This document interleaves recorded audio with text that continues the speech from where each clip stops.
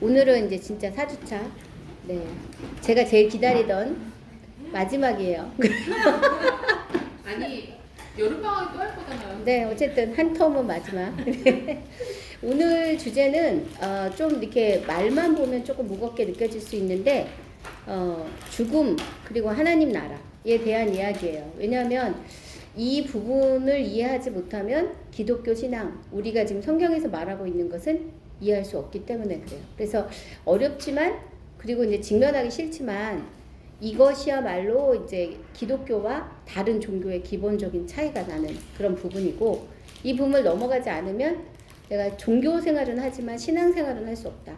그런 영역이기 때문에 그래요. 그래서 제자 훈련 하셨던 분들은 나는 죽고 예수로 사는 믿음에 대한 부분을 배우셨던 거, 그리고 소망에 대한 부분을 배우셨던 부분을 이렇게 정리한 거라고 생각하시면 되는데, 솔직히 말하면 신약 성경에 있어서, 신약이라고 말하는 성경에 있어서 핵심 주제예요. 그리고 유대교와 기독교의 결정적인 차이가 나는 그런 부분이 바로 이 부분이기도 해요. 다른 종교하고는 말할 것도 없지만 구약 성경을 읽는 유대교인들하고 기독교인들하고 결정적인 차이가 나는 부분이 바로 이 자리라는 거예요. 자, 시작하기 전에 이렇게 중간중간 숨어있는 분들 빨리 이렇게 나오세요. 저랑 눈이 안 마주치시는 분들, 여기 한 권사님, 김옥현 집사님, 차하 집사님, 저랑 눈이 안 마주칩니다. 지금 어디 숨었어? 빨리 나와요. 네. 오늘 말씀을 우리 함께 읽겠습니다. 오늘 주제 성구는 두 개예요. 그 갈라디아서 2장 20절 말씀하고, 그리고 누가복음 21장 34절부터 36절까지 말씀입니다. 우리 한 소리로 같이 읽어보겠습니다. 시작. 내가 그리스도와 함께 십자가에 못 박혔나니 그런즉 이제는 내가 사는 것이 아니요 오직 내 안에 그리스도께서 사시는 것이라. 이제 내가 육체 가운데 사는 것은 나를 사랑하사 나를 위하여 자기 자신을 버리신 하나님의 아들을 믿는 믿음 안에서 사는 것이라. 네, 다시. 너희는 스스로 조심하라. 그렇지 않으면 방탕함과 술 취함과 생활의 염려로 마음이 둔하여지고 뜻밖의 그날이 덕과 같이 너희에게 임하리라. 그 날은 곧 지구상에 거하는 모든 사람에게 임하리라. 그러므로 너희는 장차 올 이 모든 일을 능히 피하고 인자 앞에 서도록 항상 기도하며 깨어 있으라 하시니라. 아멘. 예. 익숙한 본문이고요.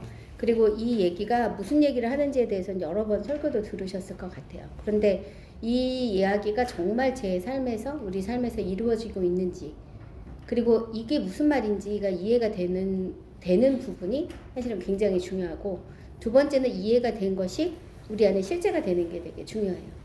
자, 이 시작하기 전에 한번 물어보겠습니다. 여러분, 예수 믿고 나서 시작된 갈등 있으신가요? 모태신앙이 아닌 분들, 네, 있으시죠? 그리고 예수 믿은 지 얼마나 됐는지 상관없이 내가 예수를 믿고 나서 갈등이 있었나? 내가 예수를 그만 믿고 싶다. 다시 돌아가고 싶다. 이런 생각을 해보신 적이 있으신가요? 네, 있으시죠. 그래서 두 번째 강의 들었을 때 절망하셨죠. 돌아갈 수 없다 그러시니까. 다시 돌아갈 수 없다 얘기해서 실망하셨을 거예요. 근데 그만큼 사실은 힘들었다는 뜻인 거죠. 새로운 신앙생활을 하는 게, 그 가정 가운데 서는 게 쉽지 않다. 그런 것 때문에 힘들었다라고 생각하실 수 있는데, 그럼 그 시간을 어떻게 이기셨나요? 마음속으로 대답하셔도 돼요. 아직도 나는 갈등 중이다. 답을 아직 못 찾겠다. 오케이, 상관없어요. 근데 그 고민을 놓치지 않는 게 되게 중요해요. 예수를 믿고 죽기까지 우리가 보통은 시간이 좀 있거든요. 보통 예수를 믿자마자 돌아가시는 분들은 별로 사실 없어요. 그런데 1920년대에 그 미국에서 막 부흥운동이 일어났을 때 그 사람들이 생각하는 가장 최고의 신앙인들은 어떤 사람이냐면 회심하자마자 죽는 사람. 그러니까 예수님 믿겠습니다 하고 기도받고 집에 갔는데 마차 사고로 죽는 거. 이런 게 가장 행복한 사람이라고 생각을 했었어요. 왜냐하면 우리가 이런 거, 예수 믿는 거 고민하기 때문에 그래요. 예수를 믿고 내가 하나님 앞에 마음에 결심을 했는데 실제로 그 결심이 제대로 이루어지는 일이 거의 없잖아요.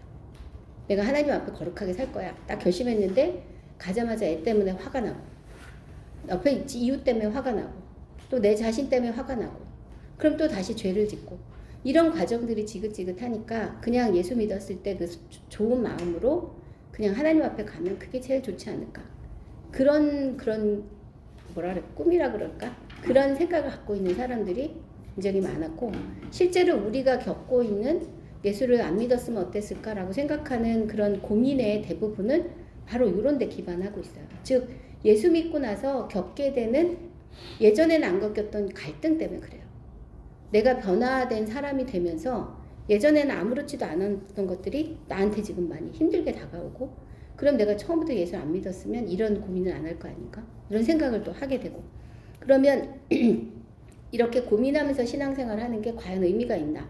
라는 그런 이제 신앙 무용론까지 가게 되니까 마음이 되게 어려워지게 되는 거죠.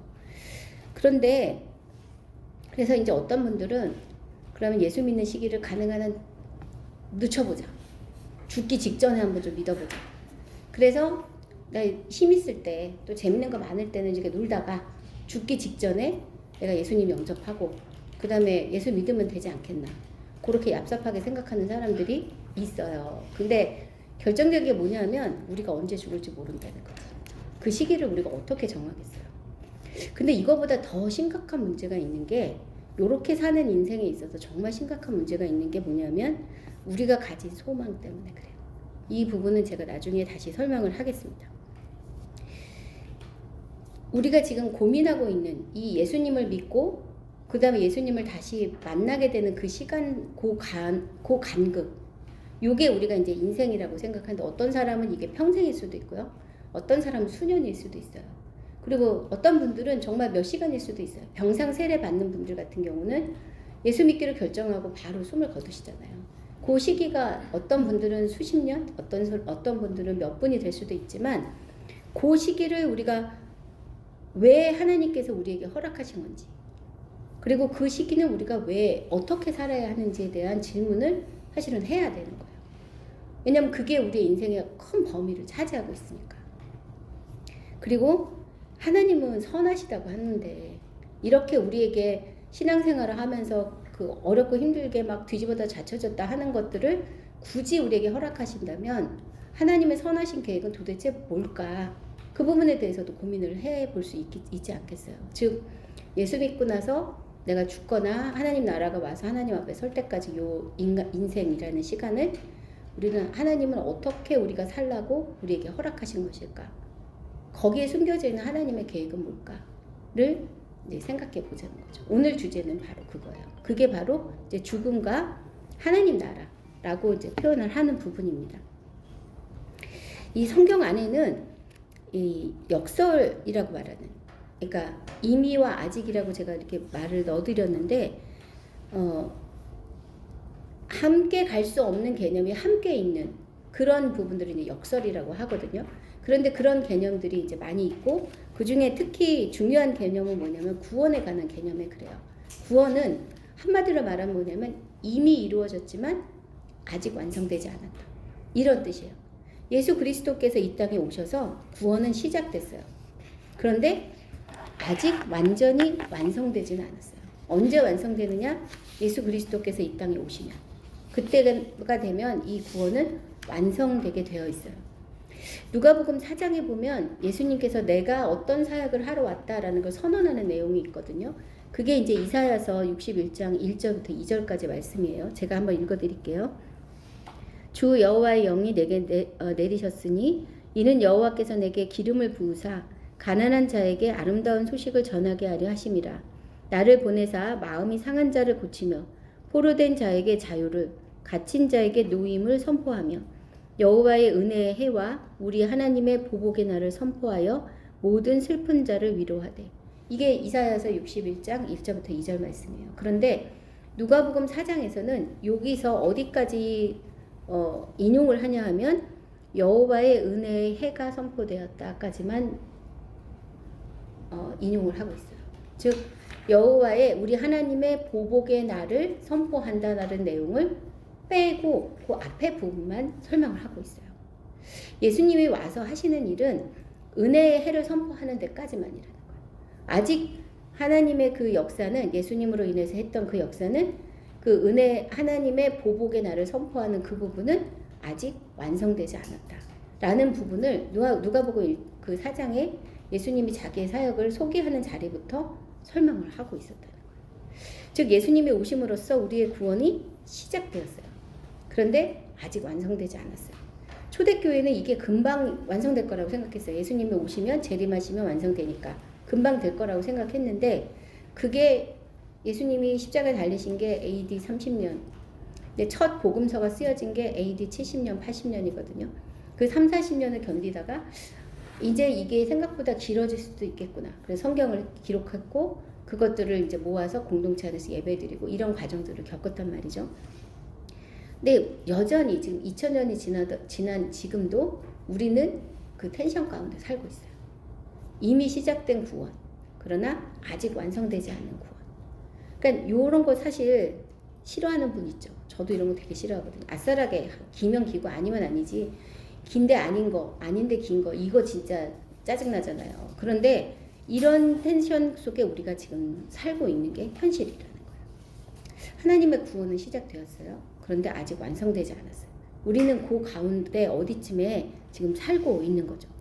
그래서 이 시간을 어떻게 사느냐가 신앙생활에 있어서 굉장히 중요한 부분이고 이때 우리가 어떤 태도로 살아야 할지 또 어떻게 결정하고 또 방향을 정해야 될지에 대한 부분들을 성경을 통해서 우리가 배우고 있어요.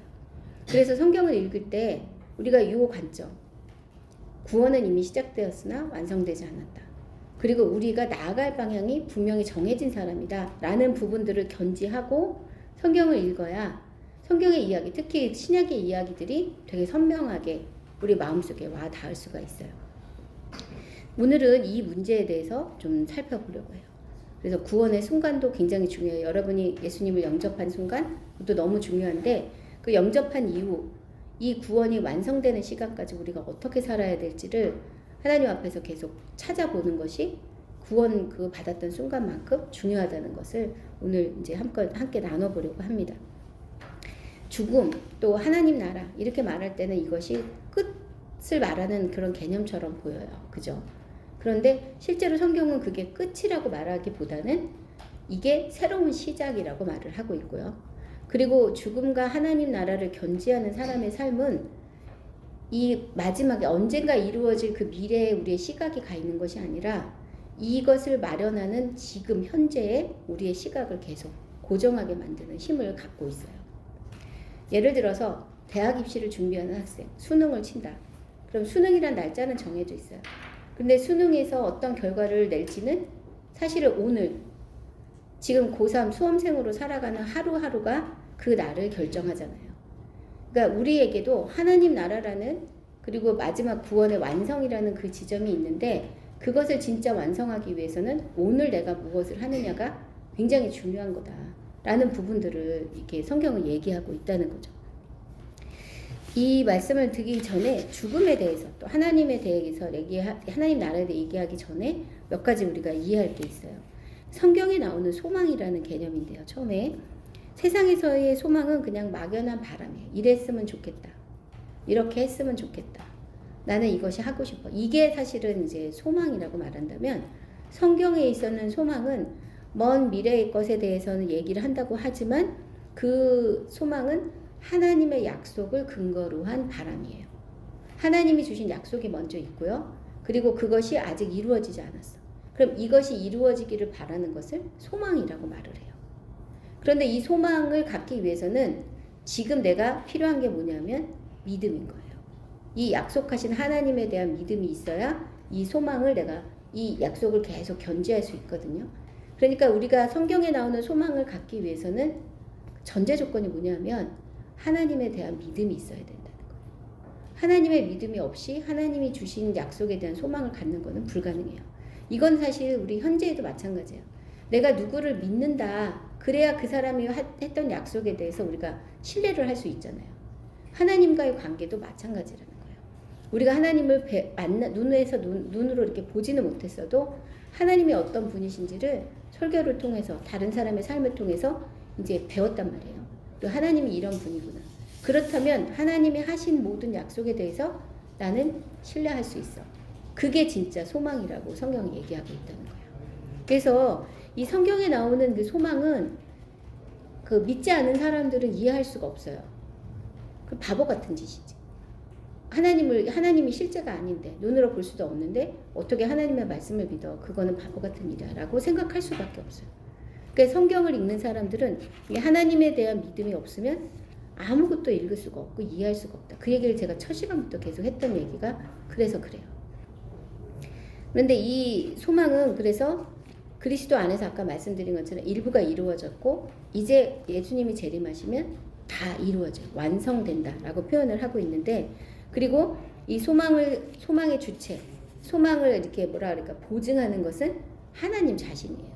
하나님이 우리에게 주신 약속을 믿는 거니까. 그러니까 우리가 하나님을 믿는 만큼, 하나님께 대한 신앙이 분명한 만큼 이 성경은 그냥 가득히 소망으로 채워져 있다. 이렇게 말할 수도 있는 부분인 거죠. 이 고린도전서 13장 12절 13절에는 이 말씀을 이렇게 표현하고 있어요. 여러분 저기 핸드북에 넣어드렸는데 핸드아웃에도 우리가 지금은 거울로 보는 것 같이 희미하나 그때에는 얼굴과 얼굴을 대하여 볼 것이요 지금은 내가 부분적으로 아나 그때에는 주께서 나를 아신 것 같이 내가 온전히 알리라. 그런즉 믿음, 소망, 사랑 이 세 가지는 항상 있을 것인데 그 중에 제일은 사랑이라. 고린도전서 13장 12절 13절. 예, 고린도전서에 나오는 이 거울은요, 우리가 지금 보는 그 거울 아니에요. 그런 거울 아니고 우리가 지금 보는 거울은 너무 선명하게 보이잖아요. 그래서 이거 읽으면 이게 도대체 무슨 소리야 이렇게 생각이 드는데 그 당시에 거울은 청동을 뺀질하게 닦아서 그걸 이렇게 비춰서 보는 거예요. 그러니까 아무리 뺀질 닦아도 얼굴이 희미하게 보이는 거죠. 형태가 내가 나를 보는 것처럼, 내가 다른 사람을 보는 것처럼 그렇게 볼 수는 없었어요. 그러니까 그 2000년 전의 거울을 상상하시면 돼요. 그래서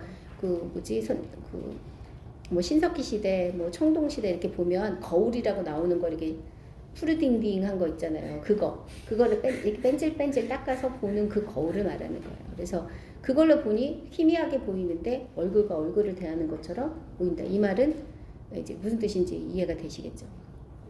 지금 우리가 하나님을 보는 것도 이렇다는 거예요. 이렇게 희미하게, 분명하게 보이지 않지만 언젠가 하나님을 우리가 얼굴과 얼굴을 보는 것처럼 만날 때가 있을 텐데 그때가 되면 하나님께서 우리가 하셨던 모든 말씀 그리고 하셨던 모든 약속들이 선명하게 보이게 될 거고 그때 우리가 지금 말씀하신 아까 말했던 그 소망 그리고 믿음 그리고 소망과 믿음 사이에 있는 것이 사실은 사랑이에요. 그래서 그 사랑이 온전하게 보여지게 될 것이다 라고 말씀하고 있는 거죠. 이 소망에 대해서 나가기 전에 우리가 꼭 기억해야 될 것은 또 하나는 뭐냐면 이제 죽음에 관한 거예요. 죽음을 우리 보통 세상 사람들이 생각할 때는 육체적인 죽음을 생각을 하고요. 그리고 육체적인 죽음이 오게 되면 그 사람의 인생은 끝난다라고 생각해요. 그래서 지금 대부분의 사람들이 이 육체의 죽음을 그 시간을 계속 연장하기 위해서 많은 시간과 노력과 재물을 사용하고 있어요. 병원에 있어도 어떤 또 숨을 쉬고 있으면 그 사람은 살아있다고 생각을 하니까. 그런데 정말 죽음이 끝일까? 그리고 정말 내 죽음이 임하면 내 인생은 정말 끝나는 걸까? 그런 부분에 대해서 한번 생각해 봐야 된다는 거예요. 그래도 이렇게 물리적인 생명, 그러니까 육체적인 생명만 이렇게 연명하고 있다고 해서 그게 진짜 살아있는 걸까? 그럼 우리 인생은 그렇게 육체적인 그 생명을 그냥 연장하는 것만으로 충분하다고 말할 수 있을까? 여러 가지 이제 생명에 대한 생각을 이제 하게 되는데요. 죽음은 사실은 새로운 시작일 수 있어요. 어떤 누군가가 죽게 되면 그 사람의 인생을 사실 브리핑 하잖아요. 그리고 묘비에는 그 사람이 누군지에 대해서 한마디 기록을 남겨요. 근데 이제 장례식장에 가면 딱 티가 나는 게 뭐냐면 예수 믿는 분이 돌아가시면 성도 누구누구. 그렇지 않은 분은 그 성도가 없어요. 예전에 그 세월호 사건이 있을 때 이제 그 안산에 그 합동 분향소라고 해야 되나요? 거기에 이제 한 달쯤 지나서 간 적이 있는데 정말 수백 명의 그 위패가 있었잖아요. 근데 정말 제가 딱 보이는 게 두 개더라고요. 십자가가 있는 위패와 그렇지 않으면. 그 사람의 인생은 죽으면 딱 한마디로 정리가 돼요. 기독교적인 시각으로는 그 사람이 예수 믿는 사람이었냐? 예수를 안 믿는 사람이었냐? 영원한 생명을 가진 사람이냐? 그렇지 않은 사람이냐? 이렇게 정리가 되더라고요. 그런데 이 육체적인 죽음 말고 그 이외에 또 새로운 죽음이 있다는 것에 대해서도, 죽음과 삶이 있다는 것에 대해서도 성경은 이야기를 하고 있어요. 우리가 이제 직면할 수 있는 그 두 가지 죽음이 있는데요. 이제 한 가지는 우리의 영이 죽는 거예요. 영이 죽은 것을 뭐라고 그러냐면 그 상태를 이제 원죄라고 해요. 하나님과의 관계가 끊어진 것을 영이 죽었다라고 표현하는데, 이 세상의 모든 사람들은 영이 죽은 상태로 태어나요. 아기들 너무 예쁘죠? 그러나 그 아기들도 하나님과의 관계가 단절되어 있는 상태면 죽은 사람인 거예요. 모든 사람이 이 영이 죽은 상태로 이제 태어나게 되는데, 이 영의 죽음은 예수 그리스도를 나의 삶의 주로 영접할 때 사라지게 돼요. 영의 죽음의 문제는 해결된다는 거예요. 이것은 모든 사람에게 허락하신 하나님의 은혜예요. 조건이 있죠. 예수 그리스도를 영접하는 거. 내 힘으로는 그것을 살릴 수가 없습니다 라고 고백하는 게 예수님을 나의 주로 고백하는 거거든요. 그걸 통해서 나의 죽음이, 영의 죽음이 해결돼요. 모든 사람에게 준 하나님의 은혜인데, 그거 말고 여기 나의 죽음이라고 표현했지만 더 쉽게 얘기하자면 존재의 죽음이 있어요. 나라는 존재가 죽는 두 가지 죽음이 있는데, 한 가지는 뭐냐면 아까 말한 것처럼 육체적으로 죽은 거예요. 육체적인 생명이 끊어지면 내가 이 땅에서 나라는 존재로 존재할 수가 없게 되죠. 그런 육체적인 죽음이 있어요. 근데 육신의 죽음은 누구도 피해갈 수 없어요. 모든 사람에게 주어진 죽음이고, 그런데 또 하나는 뭐냐면 성경에서 말하는 그 죽음 중에 하나는 자아의 죽음이라는 게 있어요. 내가 나라고 믿고 있는 그 나의 의식, 나의 주권됨, 내 존재라고 생각하는 그것들이 죽는 것을 말을 하는데요. 육신은 살아있어요. 그러나 죄가 기생하고 있는 내 자아가 죽는 것들을 이 기독교 신앙에서는 가장 중요한 핵심적인 요소로 얘기를 하고 있거든요. 그러니까 이 두 가지 죽음은 우리 모두에게 이제 다 주어진 죽음이라는 거예요. 근데 육체의 죽음은 이제 모든 사람이 다 알고 있지만, 이 자아의 죽음은 사실 성도들 말고는 세상은 알지 못해요. 그리고 오히려 세상에서는 자아를 부추기죠. 네가 자아 충만하게 사는 것이 세상에 성공하는 거야, 이렇게 얘기를 하는데, 이 성경에서는 아주 얄짤없이 그 자아가 죽지 않으면 구원은 없다라고 이야기를 하고 있어요.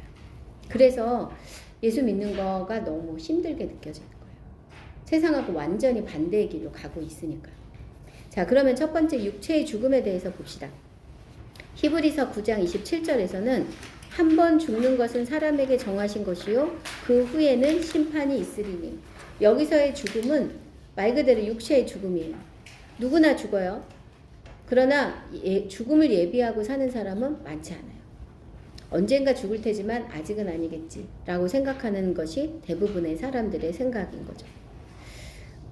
그러나 이제 갑작스럽게 이렇게 죽음을 맞은 소천하신 분들의 이 상황을 이렇게 보게 되면 사실은 준비되지 않는 죽음, 삶에 대한 많은 후회도 남기게 되고 또 굉장히 아쉽게 여겨지기도 해요. 그래서 천년만년 살 것처럼 보이지만 실제로 우리에게는 굉장히 제한된 삶이 주어졌다는 것이 모든 사람에게 주어진 그런 부분인 거예요. 저희 아버지도 72에 돌아가셨거든요. 근데 목요일날 돌아가셨는데 화요일까지 CT를 찍으셨어요. 그래서 결과를 보지도 못하고, 그러니까 이제 혈액암이셨는데 몸이 이제 불편하시니까 계속 치료는 하는데, 병원에서는 언제 죽을지도 모른다 하시면서도 마지막까지 CT 촬영을 다 하시더라고요. 그래서 제가 너무 분노했었거든요. 이거는 아니잖아. 그랬는데 어쨌든 아버지는 마지막 순간 목요일날 돌아가실지 모르셨죠.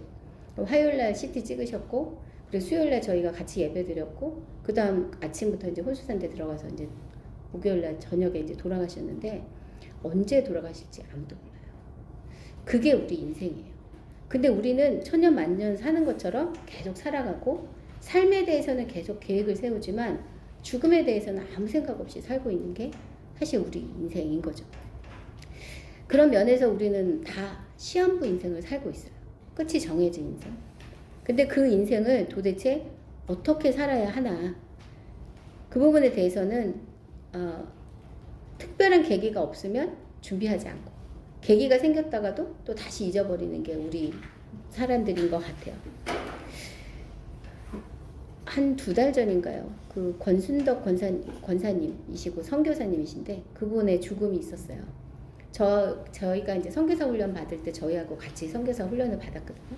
근데 이제 저희는 2년 목회하다가 이제 그 선교지로 나갔고, 이분은 성도로서 더 계시다가 그 이후에 한참 있다가 한 5, 6년 더 계시다가 그 다음에 이제 이란으로 선교사로 나가셨죠.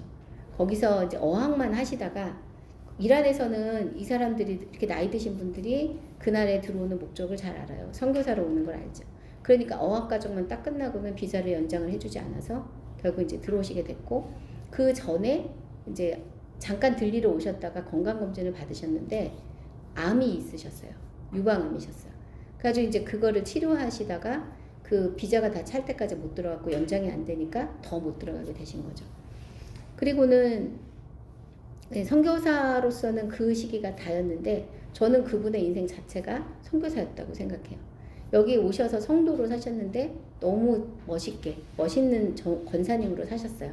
그리고는 이제 지난 12월인가요, 1월인가요, 이제 암이 이제 완전히 다 퍼져서 목사님도 한번 설교 시간에 그 읽어드린 적이 있죠. 그리고 연명치료 받지 않기로 결정하시고, 항암도 안 하시기로 결정하시고, 그리고 이제 한 2달 이제 살 수 있다고 하셨는데 사실 1달 만에 돌아가셨거든요. 근데 병원에 제가 이제 가서 보니까 그 시신도 기증을 하셨더라고요. 그러니까 시신 없이 이제 그 뭐라 그러죠? 장례를 다 치렀고, 그게 이제 연세대학교에 기증을 하셔서 연세대 그 장례식장에서 그 연세병원에서 이제 하셨어요. 제가 보기에 이분만큼 그 정말 잘 사신 분, 그리고 잘 죽음을 준비하신 분이 없다, 이런 생각이 들더라고요. 이게 단순하게 뭐 유산을 어떻게 하고 이게 아니라 내가 죽는 인생이다, 나는 죽을 수밖에 없는 존재다를 생각하고 매 순간을 그렇게 사셨으니까 돌아가셨을 때 너무 깔끔한 거예요.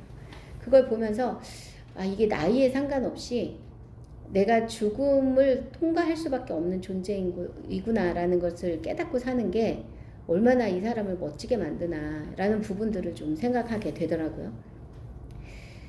그런데 이제 성경은 이 육체적인 죽음과 함께 또 다른 하나의 죽음, 자아의 죽음에 대해서 얘기를 한다고 그랬잖아요. 그런데 우리에게 있어서는, 성도에게 있어서는 육체적인 죽음을 인식하는 것만큼 이 자아의 죽음을 인식하는 게 너무나 중요해요. 이게 아무나 경험하는 일이 아니라고 말씀을 드렸잖아요. 그리고 세상에서는 그런 게 왜 중요해? 왜 그래야 돼? 라고 생각하는 사람이 훨씬 더 많아요.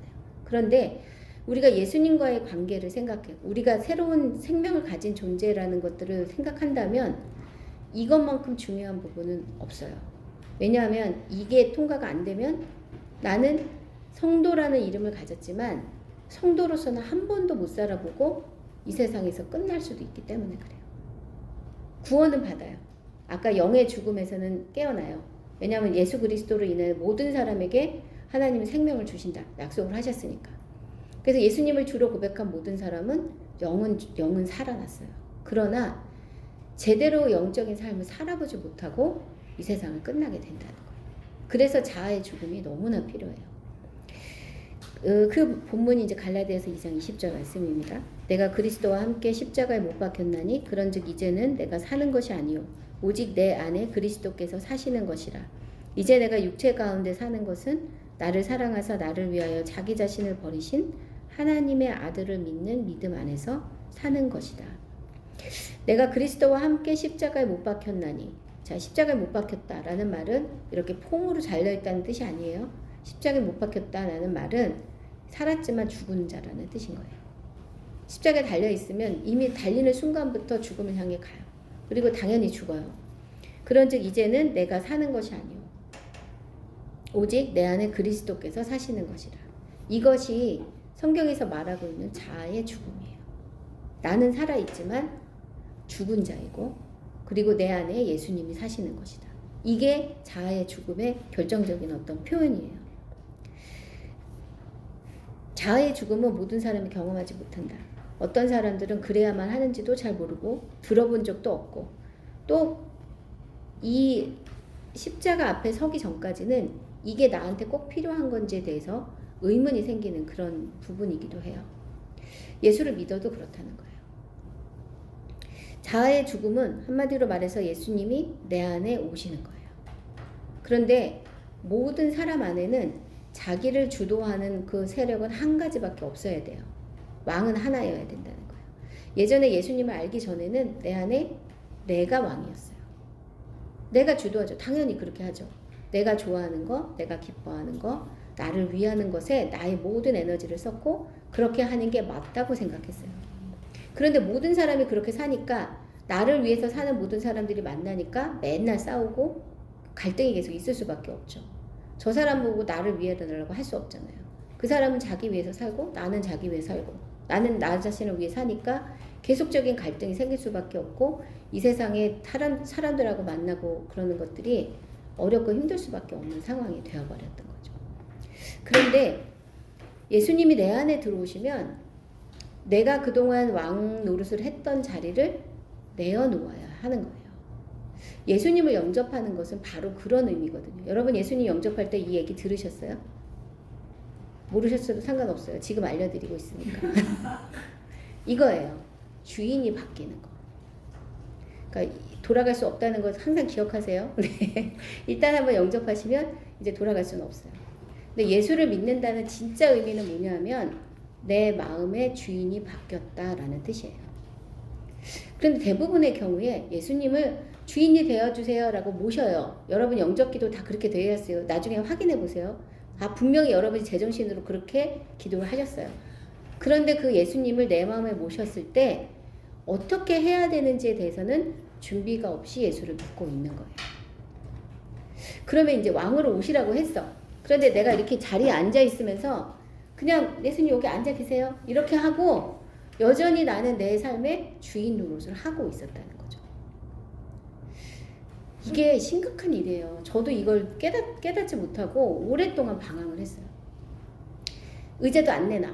바닥에 앉든지 말든지 그냥 예수님 이렇게 앉고 내가 힘이 뭐 부족한 일이 있거나 고민되는 일이 있으면 물어보기는 해. 근데 결정은 또 내 맘대로 해. 이런 일들을 계속 해오고 있는 거예요. 그러면서 왜 나는 예수를 믿는데 내 일은 이렇게 안 풀리고 나는 왜 이렇게 고민이 많은 거지? 라고 생각을 한다는 거죠. 자, 다시 한번 말씀을 드리지만 예수님을 영접한다는 것은 내 마음에 예수님을 주로 영접한다는 거예요. 자, 그러면 어떻게 해야 될까요? 저는 일어나서 여기 앉으세요. 저는 여 앞에 앉아서 그럼 예수님 제가 무엇을 할까요? 라고 물어봐야 되는 거예요. 근데 여전히 나 여기 뻣뻣이 앉아서 이것 좀 도와달라니까 왜 이렇게 안 도와주세요? 이게 예수님한테 이제 막 화를 내는 그리고 왜 이 부분에 대해서는 먼저 좀 전능하시다면서요. 막 이렇게.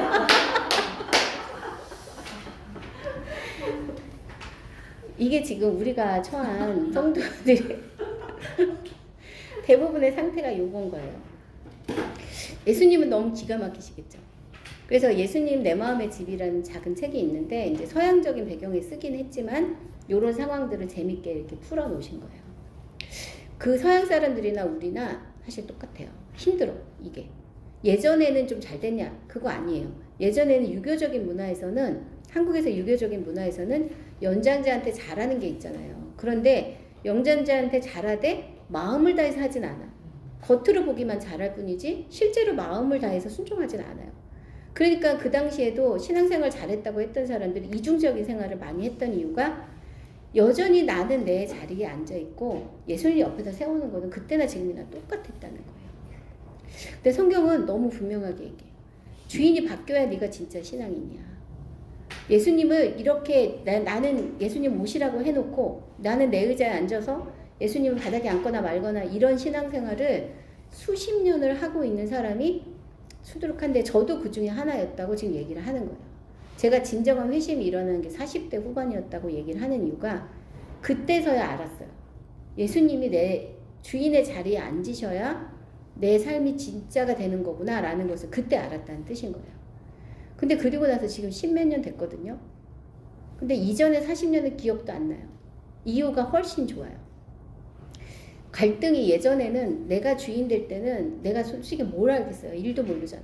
세상 전세, 정세도 하나도 모르고 내 미래도 모르고 어떤 게 옳은지 그른지도 나는 몰라요. 우리가 안다고 생각하지만 하나도 몰라요.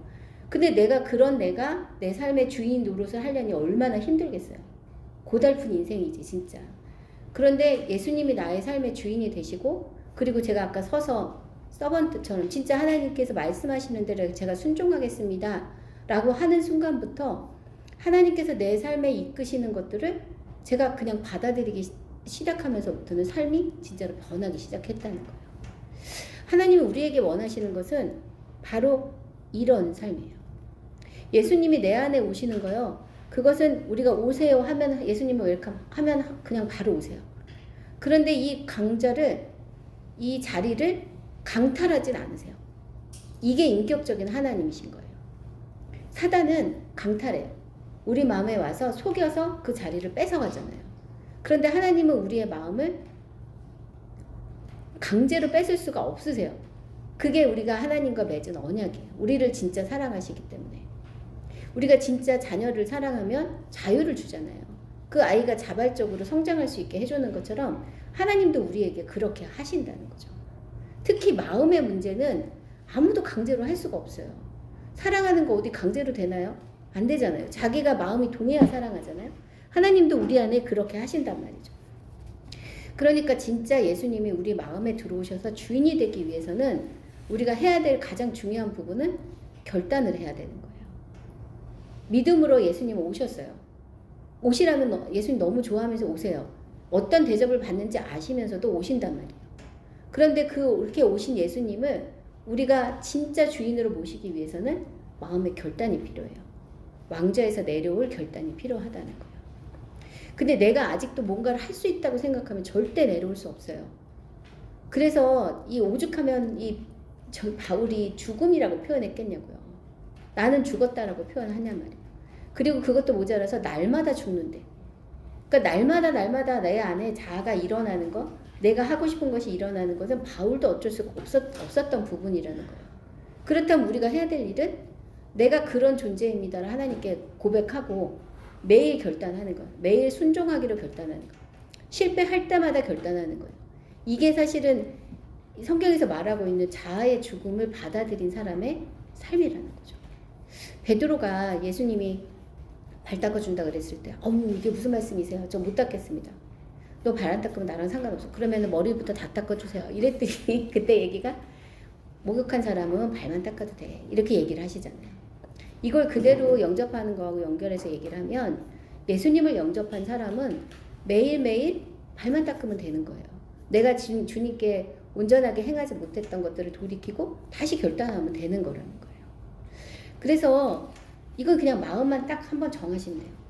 아, 내가 죽어야 되는 거구나. 그게 나한테 가장 선한 거구나. 하나님께서 완전한 계획을 마련하셨다는데 그게 이거구나. 불안정한 내가 그냥 성실하지만 내가 앞길은 아무것도 모르잖아. 뭐가 옳고 그른지도 잘 모르잖아. 그런 내가 내 삶을 주장하는 것이 옳지 못하니까 그게 해가 되니까 하나님은 나에게 선한 계획, 즉 모든 것을 아시고 완벽하신 주님이 나의 주인이 되어주시기로 약속하신 거구나. 그걸 받아들이는 거예요. 그게 진짜 자아의 죽음이 주는 유익이라는 거예요. 우리 인생에 있어서 예수님을 영접하고도 여전히 성경에서 말하는 성도의 삶을 살고 있지 못하다면 바로 이 부분에 있어서 결단을 못하고 있기 때문이에요. 저 자신 있게 말할 수 있어요. 왜냐하면 제가 그렇게 살았으니까. 저 나름대로 똑똑하다고 생각했고 잘 할 수 있다고 생각했는데 아니었어요. 그게 아니라고 결단하면 세상에서는 그러면은 내가 나를 증명하지 않으면 아무도 나를 증명하지 않아. 모든 사람이 나를 짓밟아 라고 생각하는 게 세상의 원리인데 성경에선 그렇지 않다는 거예요. 내가 아무것도 아니라고 얘기하지 않는 이상 하나님은 내 안에서 아무 일도 하실 수 없는데 하나님께서 내 안에 오셔서 모든 걸 다 해주세요. 이렇게 말하면 그 다음부터 하나님께서 우리의 삶을 진짜 주장하시는 것을 보게 된다는 거예요. 거기서 제일 먼저 느낀 게 뭐냐면요. 업앤다운이 없어진다는 거예요. 우리 목사님이 저보고 맨날 업앤다운 하나도 없어졌다. 옛날에 제가 좋을 때는 엄청 좋지만 밑에 바닥을 칠 땐 또 엄청 쳤거든요. 완전 휘몰아쳤어요. 휘몰아쳤어요. 근데 어느 순간에 그게 없어졌어요. 왜냐면 옛날에는 내가 뭔가를 했으면 내가 잘한 거야. 막 잘난 척하고 마음이 막 이렇게 높아졌다가 또 못하면 아 나는 안 돼, 나는 쓰레기야. 그래서 탁 또 엎어졌다가 조명받으면서 이렇게. 근데 그런 일들이 잘 되면 하나님이 하신 거구나. 못됐어? 그러면 아 여기에 대한 나는 모르지만 하나님의 계획이 있나 보다. 정말 되게 평안해지더라고. 정말 그 역사가 일어나요. 그러면서 인생이 너무 재밌어지기 시작하는 거예요. 기대가 되는 거예요. 잘해도 못해도 정말 너무 기대가 되는 그 시점으로 넘어가더라고요. 근데 제가 생각해 봤어요. 왜 우리가 이렇게 인생을 하나님께 맡기기를 힘들어 할까? 살아보면 너무 재밌었는데 왜 나는 그동안 40년이 넘도록 이 맡기는 거를 이렇게 힘들어 했을까? 생각해 보니까요. 그동안 우리가 좋은 주인을 만나본 일이 별로 없어서 그래요. 네, 그죠? 믿을 만한 사람을 잘 못 만나봐서 인생을 다 맡긴 걸 이렇게 다 감당해 줄 만큼 좋은 사람을 많이 못 만나봐서 그런 것도 있더라고요. 근데 이제 그것도 좀 제 마음에 좀 찔리는 게 저는 우리 아버지가 되게 좋으셨거든요. 그래서 아버지가 정말 산 같은 분이셨어요. 그런데 어느 순간에 지나고 보니까 제가 아버지가 72에 돌아가셨다 했잖아요. 되게 젊은 나이에 돌아가신 거예요. 영원하지 않아. 좋은 주인을 만나는 것도 되게 힘들지만 좋은 주인, 내가 의지할 만한 사람을 만나도 그 사람이 영원하지 않다는 게 사실은 우리가 하나님을 의지해야 되는 너무나 분명한 그런 이유가 되더라고요. 우리가 지금 만났던 주인 중에 사단이 있어요. 진짜 걔 나쁜 놈이에요. 진짜 나쁜 놈. 정말 우리 속이고 우리가 갖고 있는 거 다 뺏고 이간질하고 진짜 나쁜 짓 하는 게 이제 사단인데 사람은 어떤가? 사람은 좋은 사람도 있죠. 그런데 사람을 따지면 아주 깊은 곳에는 자기 자신을 위한 이기적인 마음이 있어요. 그러니까 여러분이 성도 중에서 만났던 좋은 사람들 말고 세상에서 만났던 좋은 사람은 끝까지 믿기가 힘들다. 그런 생각을 하게 된단 말이죠. 가정은 어떤가요? 가정은 사실 사람들과의 관계 속에서는 가장 이타적인 그런 사랑을 받을 수 있는 그런 공동체이긴 해요. 그런데 이 가정도 요즘은 많이 왜곡돼서 그 부분들을 온전하게 경험하기가 쉽지 않게 되었다는 거예요. 아까도 말한 것처럼 좋은 주인을 만나는 것도 힘들고 좋은 주인, 이 믿을 만한 사람을 만나도 그 사람이 영원하지 않다는 것이 우리에게는 사실은 딜레마인데 그렇다면 진짜 영원한 그리고 진짜 좋은 끝까지 우리를 배신하지 않을 우리 자신을 위해서 뭔가를 해주려고 애쓰시는 분을 주인으로 삼는 게 사실은 가장 행복한 일이겠죠. 저희가 인도네시아에 있을 때 저희 집에서 이제 집안을 도와주던 일을 도와주던 우리 자매들이 있었어요. 그 쥐 잡는 자매. 딱딱딱 했던 그 자매가 저희 집에서 이제 일을 도와줬던 자매인데 저희 집에 와서 고등학교 다니고 저희 일을 도와주면서 학교를 다녔어요. 근데 요리도 너무 잘하고 너무 좋은 자매였거든요. 그러니까 제가 잠깐 동안에 그 자매를 책임지는 상황이었는데 저도 그 자매를 위해서 뭘 해주면 좋을까를 계속 생각을 하게 되더라고요. 하물며 우리 하나님이 우리를 향해서 뭘 해주면 좋을까를 고민하지 않겠나. 제가 그 자매들을 하고 살면서 그 생각을 좀 많이 하게 되었어요. 이렇게 이 좋은 하나님, 좋은 주인이 되신 하나님께 우리의 삶의 자리를, 이 의자를 내어드리는 일을 결정하는 거, 이 일은 쉽지는 않은 일인데 행하게 되면 너무나 행복한 일이에요. 그리고 감히 말씀을 드릴 수가 있는데 이 일이 일어나지 않으면요 신앙생활은 시작도 안 하신 거예요. 예수 믿는 일은 시작도 안 하신 거예요. 내 삶의 예수님이 주인입니다. 여러분 우리 저 찬양할 때 주님은 나의 뭐 어쩌고 이렇게 하시잖아요. 그 주님이 그 주거든요. 여기 의자에 앉으셨다는 주거든요. 근데 찬양은 그렇게 하지만 일상에서는 주님을 주님이라고 여기지 않는 삶을 계속 해나가고 있다면 말로는 주님을 찬양하지만 실제로는 신앙생활을 1도 안 해본 거라는 거예요. 이렇게 만약에 예수님이 나의 삶의 주인이 되는 것을 이제 경험을 하게 되면 그러면 이제 어떤 일이 일어나게 되냐면 하나님과의 관계가 깊어지게 되겠죠. 처음에는 소개를 받았어요. 예수님을 통해서 하나님을 소개를 받았어요. 우리 아버지를. 그래서 네, 말씀 많이 들었습니다. 그래서 이렇게 관계가 시작은 됐는데 이 아버지와의 관계를 우리 안에 오신 예수님이 중재를 해주신단 말이에요. 그리고 하나님이 우리를 다스리는 것이 얼마나 풍성한 것인지를 깨닫게 해주시는데 이 상황 가운데 이제 예수님이 진짜 내 마음의 주인이 되시면 하나님과의 관계가 이제 풍성해지기 시작하는 거예요. 근데 성경에서 말하는 천국은 뭐냐면요. 요 관계가 풍성해진 요 상태를 말하는 거예요. 우리가 보통 생각할 때 천국은 죽어서 가는 곳이라 생각해요. 그런데 천국은 단언컨대 하나님과의 친밀한 관계를 누리는 상태를 말해요. 만약에 우리가 죽어서 가는 게 천국이라면 이 땅에서는 우리가 천국을 맛도 못 보겠죠. 그런데 이 땅에서 우리는 천국을 맛보면서 살거든요. 우리가 좋은 걸 볼 때 뭐 천국 같아 라고 얘기를 하는데 그때 저는 이제 예전에 그 천국에 대한 묘사를 보면서 뭐 금이 아스팔트 같이 깔리고 뭐 진주문에서 나는 그런데 영 관심이 없는데 인테리어는 영 관심이 없어 귀금속도 관심이 없어 그렇다면 그런 천국이 나한테 무슨 의미가 있어 라는 생각을 했었거든요. 근데 성경을 계속 읽으면서 보면 성경은 그 장소의 개념을 뛰어넘어요.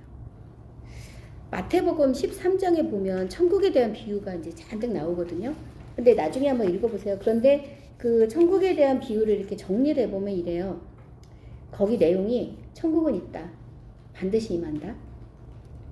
그리고 그것이 임하기까지 시간적인 갭이 있다. 완전히 누리기 위해서는 인내가 필요하다. 그리고 천국은 이 땅에서부터 준비해야 한다. 임박해서 준비할 수는 없다. 이 땅에서는 천국을 알아도 보지 못하고 깨닫지 못하는 사람들이 있다. 반면 그것을 발견하고 기뻐하고 즐거워하는 이들이 있다. 그리고 주님은 좋은 곡식 한 톨도 버리고 싶어 하지 않으시고 가능한 한 길게 기회를 주신다. 천국은 확장한다. 그리고 천국을 소유하기 위해서는 자신이 가진 모든 것을 버려야 한다. 이런 내용들이 이제 그 마태복음 13장 그리고 천국에 대한 비유 안에 다 드러나게 되어 있어요. 그런데 왜 이 천국은 이 이야기를 이렇게 좀 종합해서 보게 되면 이 땅에서도 누릴 수 있는 거예요. 그런데 이것은 처음에 아주 작은 것 같지만 점점 더 크게 되고 어떤 사람은 이것을 발견하고 어떤 사람은 발견하지 못해요. 그리고 그것을 바랐지만 보고 있던 사람들이 당장 소유하지 못하고 인내하며 기다려야 되는 거다. 그런데 천국은 반드시 임한다. 라는 부분들을 얘기를 하고 있거든요. 천국에서는 천국이라고 말한다면 이 땅에서 하나님과의 관계가 형성된 성도들이 그 관계 안에서 영원한 삶을 누리는 그 상태라고 말할 수가 있다는 거예요. 그래서 그 천국의 그 핵심은 그렇다면 천국의 핵심은 도대체 뭘까? 천국이 하나님과의 관계를 친밀히 누리는 어떤 상태라고 말한다면 천국에서 가장 중요한 게 뭘까? 그 가장 중요한 건 살아계신 하나님, 그 하나님과 동행하고 동거하는 거예요. 그러니까 여러분이 지금 이 땅에서 내가 하나님과 동거하고 동행하고 있다. 그리고 그것이 기쁘다. 그럼 여러분이 지금 천국을 누리고 있는 거죠. 그게 완벽하게 이루어지는 게 언제냐면 이 육신을 벗고, 육신은 항상 우리에게 제한이 되잖아요. 이 육신을 벗고 영이 완전히 깨어서 하나님과 동행하는 게 어떤지 실제로 보게 되면 그때 완전히 누리게 되는 건데 지금도 우리는 그것을 맛볼 수가 있다는 거예요. 그래서 제가 아까 그 천국의 인테리어 이런 거 별로 중요하지 않다. 그래서 우리 예전에 목사님이 설교했을 때 기억나세요? 그 고모부 얘기하시면서 기와집 얘기하셨잖아요. 저는 기와집 관심 없어요. 그러면은 천국은 기와집으로 돼 있으면 난 천국에 안 가고 싶어 라고 생각을 하는 거는 장소적인 개념이라는 거예요. 근데 장소가 아니라 그곳에서의 핵심은 그 천국의 주인이 하나님이시고요. 그 하나님과 우리가 친밀한 관계를 맺고 살다가 그곳에서 완전한 교제를 누리게 된다. 이게 사실은 핵심인 거예요. 그러니 만약에 여러분이 하나님하고 안 친해. 대면대면해. 구원은 받았어요. 예수님 나의 마음의 주인으로 와주세요. 그리고 마음에 모셨어요. 그런데 옆에 그냥 이렇게 치워놓고 내 마음대로 살았어요. 그러다가 죽어서 눈이 확 열렸는데 아니 보니까 이 천국은 하나님을 모시고 사는 거래. 하나님과 계속 같이 사는 거래. 큰일 났네. 나 하나님하고 안 친한데. 한 방을 쓸 수도 없고.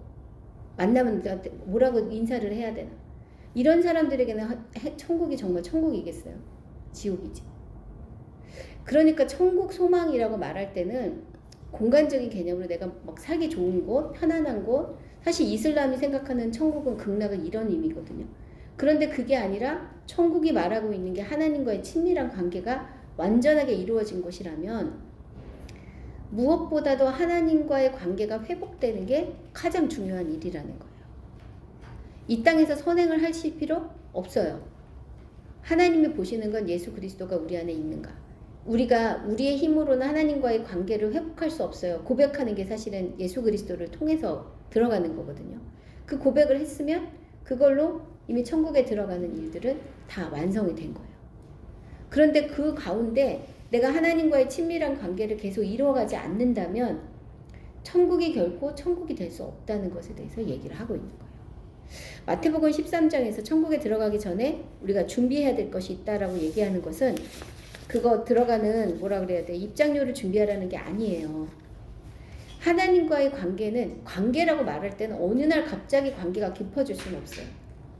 시간을 두고 차근차근 쌓아가는 게 필요하죠. 그 차근차근 쌓아가는 그건 언제 해야 되는 거냐면 지금 내가 여기서 살아있는 동안에 해야 된다는 거예요. 아까 우리가 예수 믿고 나서 바로 죽지 않는 이유. 예수 믿고 나서 길게 살면서 무엇을 해야 되나 라고 우리가 질문을 할 수밖에 없는 그런 상황 중에서 우리가 인생 중에 해야 되는 일이 뭐냐? 하나님과의 관계를 쌓아가는 일. 그거라고 얘기를 하는 거예요.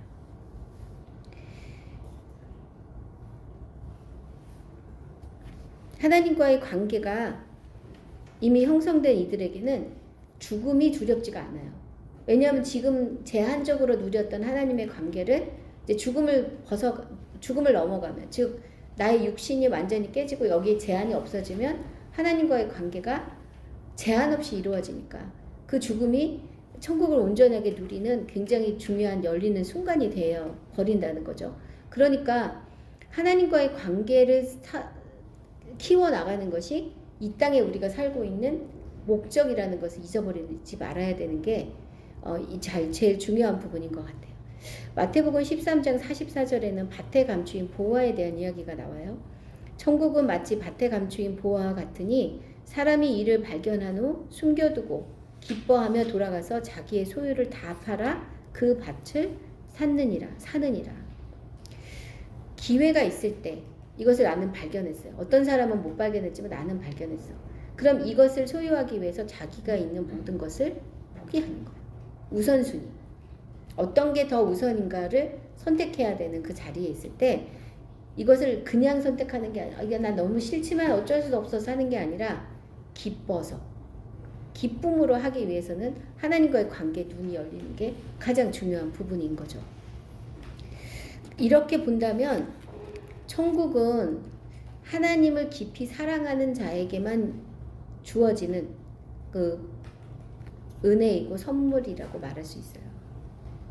하나님하고 대면한데 하나님과 평생 같이 있어야 된다. 예, 이거는 천국이 아니라 지옥이겠지. 그래서 천국에 대한 그 소망을 얘기를 할 때 내가 별로 기대가 안 된다 하면 사실은 하나님과의 관계를 돌아봐야 되는 부분인 거예요. 이건 또 다시 자아의 죽음하고도 돌아가요. 내 마음의 주님이 아니시면 그것이 기쁨이 될 수가 없어요. 그러니까 그때는 또 다시 내 삶의 내 주인이 내가 아니라 정말 주님이신가 돌아보는 게 필요하고, 그리고 그 일에 있어서는 하나님이 강제로 탈환하지 않으신다고 말씀을 드렸으니까 그러면 하나님이 내 마음의 주인이 되어주시는 것이 왜 중요한지 정직한 기도를 하나님 앞에 나가시면 돼요. 가르쳐 주세요. 하나님 저 진짜 몰라서 물어보는데 알려주세요. 그리고 어떨 땐 싫으시잖아요. 싫어도 싫다고 얘기를 하시면 돼요. 나는 싫은데 하나님은 내 마음의 주인이 되어야 하신다니 왜 그래야 되는지 저한테 얘기를 해주세요. 이게 인격적인 대화이고 기도예요. 근데 그 기도에 바로 응답하지 않으실 수도 있어요. 그러나 반드시 응답하세요. 근데 되는 척 그렇지 나는 지금 있지만 하나님 조금만 참으세요. 조금 이따 바꿔드릴게요. 이렇게 기도를 하는 부분들은 하나님이 내 마음속을 뻔히 아는데 정직한 기도라고 할 수는 없어요. 싫은 거, 못하는 거, 안 하고 싶은 거 이런 모든 것들을 정직하게 하나님 앞에 토로할 때 하나님은 오히려 더 정직하게 우리에게 응답해 주실 수 있거든요. 두려워하실 필요가 없는 게요. 하나님 우리 다 아셔요. 뱃속까지 다 아시잖아요. 근데 가릴 게 뭐가 있겠냐고. 그러니까 가리면 더 웃기잖아. 내가 네 속을 아는데 언제 정직하게 좀 얘기해 줄래? 그리고 기다리고 계시는 그런 부분들도 이제 볼 수가 있겠죠. 자, 이렇게 천국 소망에 있을 때 우리가 누리는 게 있어요. 누리는 게 뭐냐면 믿음을 버리지 않게 돼요. 죽음을 두려워하지 않게 돼요. 아까 세상 사람들은 육체의 죽음이 끝이라고 말하잖아요. 그런데 우리 성도들에게 있어서 죽음은 하나님과의 완전한 친밀함으로 들어가는 문이 되니까 죽음을 두려워하지 않고 이 땅에서 성도로 사는 일에 힘을 다할 수 있게 된다는 거죠. 그런데 만약에 여기서 이제 우리가 하나님과의 친밀한 교제만으로 생각을 한다면 그래도 여전히 예수 믿고 바로 죽는 게 나을 수도 있겠어. 이 인생이 너무 길어. 친밀함을 이렇게 쌓아가기 위한 과정이라면 그냥 인생이 너무 길어라고 생각할 수도 있어요. 그런데 또 하나의 개념이 성경에 있는데요. 그게 뭐냐면 하나님 나라예요. 하나님 나라. 그래서 소망이라는 과에서는 이제 세 가지를 이제 제자훈련에서 다루시는데 죽음에 대한 눈이 열리는 거에 대해서 그리고 천국에 대한 눈이 열리는 거예요. 그리고 마지막으로 하나님의 나라가 다가온다 라는 것에 대한 눈에 열리는 것을 얘기를 하고 있는데 하나님의 나라에 대해서 얘기를 하고 싶어요. 이 성경에는 이 하나님 나라에 대한 이야기를 정말 엄청나게 많이 하고 있어요. 제가 다 넣어드렸나 보거든요. 네, 성경 구절 몇 개 넣었는데 제가 읽어드릴게요. 메모를 하셔도 좋을 것 같아요.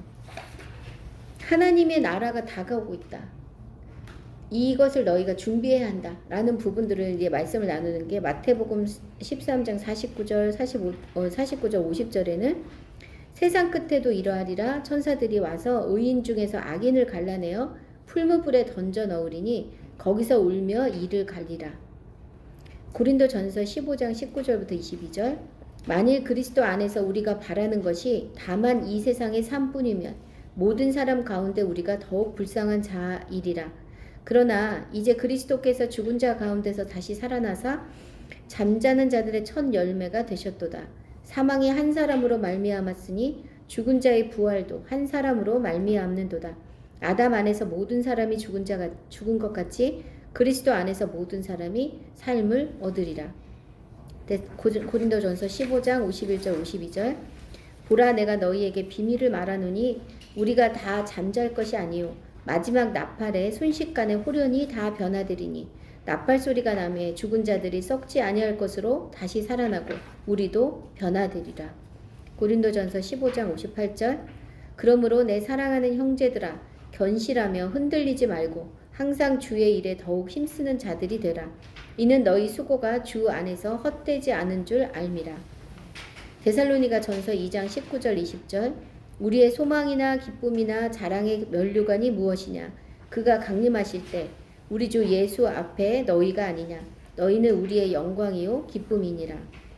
데살로니가 전서 5장 23절 24절 평강의 하나님이 친히 너희를 온전히 거룩하게 하시고 또 너희의 온 영과 혼과 몸이 우리 주 예수 그리스도께서 강림하실 때에 흠 없게 보존되기를 원하노라. 너희를 부르시는 이는 미쁘시니 그가 또한 이루시리라. 누가복음 21장 34절 36절 너희는 스스로 조심하라. 그렇지 않으면 방탕함과 술취함과 생활의 염려로 마음이 둔하여지고 뜻밖의 그날이 덫과 같이 너희에게 임하리라. 이날은 곧 지구상에 거하는 모든 사람에게 임하리니 이러므로 너희는 장차 올 이 모든 일을 능히 피하고 인자 앞에 서도록 항상 기도하며 깨어 있으라 하시니라. 아멘. 신약 성경은 그저 천국에 대해서만 말하고 있지 않아요. 다가오는 하나님의 나라, 심판의 날, 마지막 날, 예수 그리스도께서 심판주로 재림하셔서 이 땅을 심판하실 날에 이 땅에 이루어질 그 나라에 대해서 말씀하고 있어요.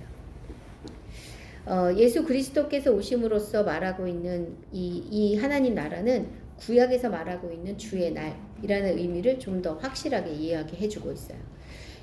구약에서 말하는, 그래서 유대인들이 생각하는 주의 날은 하나님의 심판은 맞는데 이스라엘 백성의 회복을 얘기를 하고 있거든요. 그런데 이 신약에서의 그 주의 날은 예수 그리스도께서 심판주로 오시는 거예요. 그래서 많은 그 재난 영화들, 뭐 이런 영화들 보면 마지막 날에 대한 이야기를 하고 있잖아요. 그런데 거기서 핵심은 뭐냐면 이 땅이 멸망한다 라는 부분에 있어요. 그런데 성경에서 말하고 있는 최후의 심판에 있어서의 핵심은 뭐냐면 주 예수 그리스도께서 심판주로 오신다. 여기에 방점이 있는 거예요.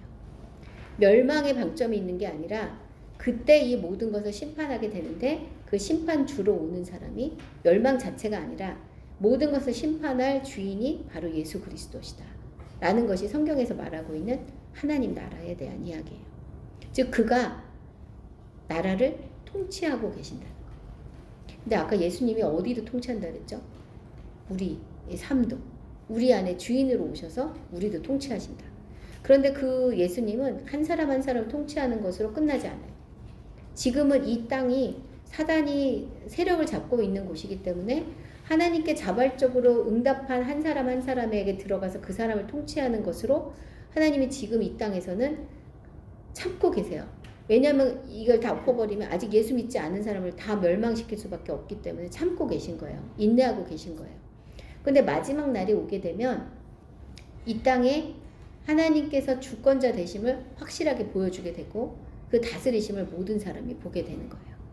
근데 그때 아까 영의 죽음에 대해서 얘기했잖아요. 영이 죽은 사람은 영원히 지옥으로 가게 되고 영이 살아있는 사람, 즉 예수 그리스도를 자기 마음의 주인으로 모셨던 사람들은 주님 앞에서 우리가 했던 일을 심판을 받게 되는 일이 일어난다는 거예요. 그때가 사실은 더 심각해요. 왜냐하면 예수를 믿는 순간에 우리는 지옥에 갈지 안 갈지는 이미 결정이 났어. 근데 예수 믿기로 이게 하나님 나라에 가기로 결정한 우리에게 있어서는 또 하나의 심판이 남아있다는 거예요. 그 심판이 뭐냐면 하나님 나라를 위해 너희가 무엇을 하고 살았냐 라고 물어보신다는 거죠. 성경에 나오는 달란트 비유, 양과 염소의 비유, 양에게, 염소에게 너는 내가 어려울 때 뭐 도와주었고 내가 언제 그랬습니까? 그 어려운 사람에게 한 것이 나한테 한 것이다. 난 나한테 그렇게 안 했다. 너희 심판이다. 제가 언제 그랬습니까? 나한테 하지 않은 게 이 사람들한테 안 한 게 나에게 안 한 것이다. 이게 이런 일이 일어나는 게 바로 이 하나님 나라가 임했을 때에 일어나는 일이라는 거예요. 자, 그럼 다시 처음으로 돌아가 봅시다. 하나님께서 우리에게 이렇게 살 날을 길게 준 이유가 도대체 뭘까? 신앙적으로 살지 못하고 힘들어하라고 이 시간을 준 것일까? 우리가 하나님은 선하시다고 말했잖아요. 그럼 하나님이 그 기회를 우리에게 주신 이유는 뭘까요? 하나님 나라를 생각하면 그 나라를 위해 애쓰고 힘쓸 수 있는 기회를 우리에게 주신 거예요. 매일매일 하나님을 위해 살 수 있는 기회를 주신 거예요. 엄청난 선물을 주신 거죠. 그렇다면 이제 많은 분들이 생각하실지 몰라요. 그러면 이제 당장 때려치고 선교지를 갈 거다. 예, 예수님 언제 오실지 모릅니다. 그리고 우리가 얼마를 살지 몰라요. 그리고 중요한 거는 하나님께 물어보지도 않고 예수님께 물어보지도 않고 내 맘대로 결정해서 막 나가면 내가 그렇게 말렸는데 나한테 한마디도 안 물어보고 예수님 삐질지도 몰라요. 우리가 그렇게 단순하게 생각하는 거, 근데 원칙은 되게 단순한데요. 이 적용하는 거는 굉장히 복잡하고 굉장히 인격적이어야 돼요. 우리가 길게 예수 믿고 길게 사는 그 시간들은요. 하나님을 위해 살라고 우리에게 주신 선물이에요. 제가 100번도 말씀드릴 수 있어요. 그래서 예수 믿고 내가 산 날이 길다. 엄청나게 복을 받은 거예요.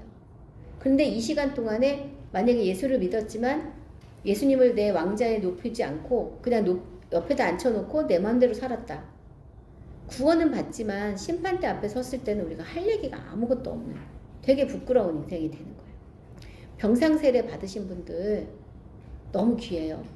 그리고 마지막 순간에 하나님 안에 그 자녀로 이렇게 들어간 거는 너무 감사한 일이에요. 근데 이분이 이제 죽음의 문을 넘어서 하나님 앞에 섰을 때는 바로 깨닫게 되실 거예요. 내가 하나님을 알고 구원을 받았는데 하나님을 위해 애쓸 시간이 하나도 없이 이 자리에 왔구나. 너무 안타깝다. 라고 분명히 생각하실 거예요.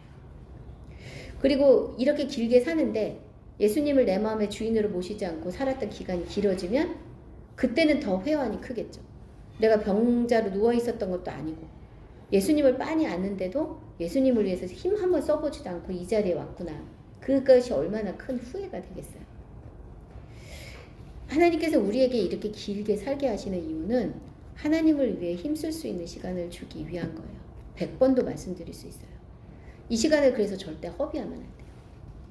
어떤 순간도 예수님과 연합되어 있는 순간이라면 그 시간을 하나님께서 분명히 열매 맺을 일을 우리에게 알려주실 거예요. 제가 아까 우리 중보기도 하는데 강수영 권사님이 그런 기도 제목을 내셨어요. 하나님이 뭘 하라고 말씀하실 때 빨리 알아듣고 그걸 좀 순종하고 싶다. 사실은 이게 엄청난 기도거든요. 하나님께서 하자고 말하는데 아우 이거 말고 이따 할게요. 나중에 할게요. 왜 저한테만 그러세요? 막 이러는 게 우리한테 정말 이렇게 몸에 뱉잖아요. 근데 그게 아니라 정말 바로 알아듣고 하나님 알겠습니다. 바로 하겠습니다. 이건 선교지에 나가는 것보다 더 큰 순종이고요. 진짜 엄청난 능력이에요. 선교지에는 제가 이제 갔었잖아요. 있었잖아요. 오지 말라는데 온 사람도 엄청 많아요. 하나님 가지 말라고 하시는데 말일인데 온 사람도 정말 많으시고 그래갖고는 이제 본인도 고생하고 현지인들도 고생시키시고 가족도 고생하는 분도 있으세요. 네. 허락을 받고 오셔야지. 근데 선교지 뿐이겠어요? 여러분 일상에서도 그렇잖아요. 예수님의 허락 안 했는데 내 맘대로 가서 하는 일들, 주님의 이름, 특히 주님의 이름으로 내 맘대로 하는 일들이 얼마나 많은지 그거 정말 골치 아픈 일이에요. 본인은 하나님께 헌신했는데 하나님 헌신을 받으셔야 될 하나님은 원하지 않아. 이거 도대체 어떻게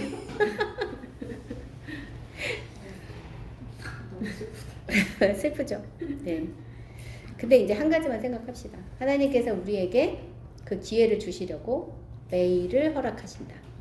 네, 그 매일을 나는 하나님 나라를 위해서 어떻게 살아야 할까?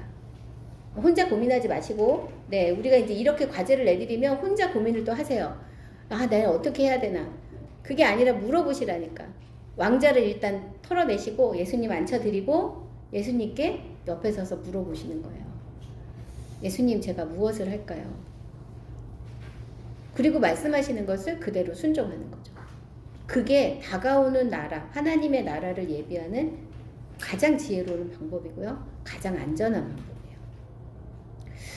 이렇게 아무 일도 없는데 갑자기 너 짐 싸갖고 선교사로 나가라 이렇게 말하는 경우는 없어요. 그러니까 무서워하지 마시고 부르세요.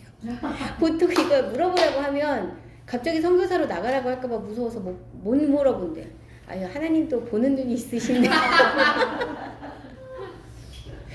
걱정하지 마시고 물어보세요. 물어보시면 아, 이게 이렇게 소소한 일까지 얘기하시나? 이거 너무 작은 일인데 나는 죽을 각오가 돼 있어요. 이러고 물어봐도 소소한 일부터 얘기를 하실 거예요. 근데 그걸 하나하나 하다 보면 하나님의 마음을 진짜 알게 되거든요. 그리고 하나님이 우리에게 주시고자 하는 게 진짜 제일 좋은 거다. 제일 좋은 걸 주시려고 하는구나. 이게 정말 믿어져요. 근데 처음에는 이게 습관이 안 되니까 이게 막 뭐라 그러죠? 막다른 골목으로 미시는 것 같고 벼랑으로 뛰어내리라고 하는 것 같고 좀 그래요. 그런데 그 시간이 지나고 나면 거기에 쌓이면요. 나중에는 기대가 돼요. 뭐든지 말씀만 하세요. 제가 그냥 바로 하겠습니다. 바로. 저희가 2001년에 그 영국에 이제 DTS 하러 나갔었거든요. 2000년까지는 저희가 그냥 보통 평범한 목회자였어요. 그러니까 신학교 나오고 시골 목회 3년 하고 안수 받고 그 다음에 이제 조금 규모 있는 교회 교육 목사로 이제 갔거든요. 되게 열심히 사역했고 그리고 좋은 목회자였다고 생각했어요. 그런데 하나님께서 이제 DTS 가라고 얘기를 하시는데 정말 모든 사람이 걱정했거든요. 안정적인 목회를 하다가 이제 때려치고 이제 나가야 되는 거잖아요. 미쳤냐 뭐 얘기도 듣고 아무 생각이 없다고 야단 맞기도 하고. 근데 그때 그렇게 결정할 수 있었던 유일한 이유가 뭐였냐면 하나님이 가라고 하셨어요. 진짜 말씀으로 이제 기도를 하고 있었는데 말씀을 하시는데 이렇게 갑자기 기도할 때 제 마음에 이렇게 타이플라이터 탁탁탁탁탁 치는 거 있잖아요. 치는데 글씨가 탁탁탁탁 쳐져요. 마음에. 이제 때가 됐다. 짐 싸라. 이렇게 말씀을 주시는 거예요. 근데 DTS에 대해서 기도를 하고 있을 때여서 그거가 맞구나 라고 생각을 했죠. 목사님한테 얘기했더니 당장 여권을 만들어라. 오. 여권을 만들어 갔어요. 목사님은 단기 선교를 계속 가고 있었는데 저는 없었거든요. 그래서 그때 저랑 우리 아이들이랑 여권을 만들었어요. 당장 갈 줄 알았지. 근데 이제 가겠다. 담임 목사님한테 얘기했다가 엄청 혼났어요. 왜냐면 그때 저희가 그때 교회 건축할 때였거든요. 아직 마무리를 안 됐는데 부목사 4명 중에 1명이 가겠다고 하니 목사님은 야, 너 좀 생각해 봐봐라. 목사가 건축 중에 나가면 돼? 안 돼? 안 됩니다. 그래갖고는 못 나가게 됐어요. 하나님의 말씀을 하셨는데 그때 저희가 배운 건 뭐냐면 하나님의 말씀도 공동체와 함께 분별해야 된다. 그걸 배웠어요. 그리고는 건축이 다 완성된 게 이제 2월 말이었거든요. 그래서 3월 달에 나왔어요. 근데 그 과정 중에 저희가 가려는 곳이 갈 수 없는 곳이라는 게, 그러니까 비자가 안 나와서 못 갔는데 나중에 보니까 이제 거기 갔으면 굉장히 힘들었을 상황이더라고요. 근데 아무튼 비자가 안 나왔어요. 그래서 여기가 아닌가 봐. 그럼 어디를 가야 되지? 그래서 이제 영국으로 가게 된 거예요. 처음에 미국으로 가려고 했다가 영국에 갔어요.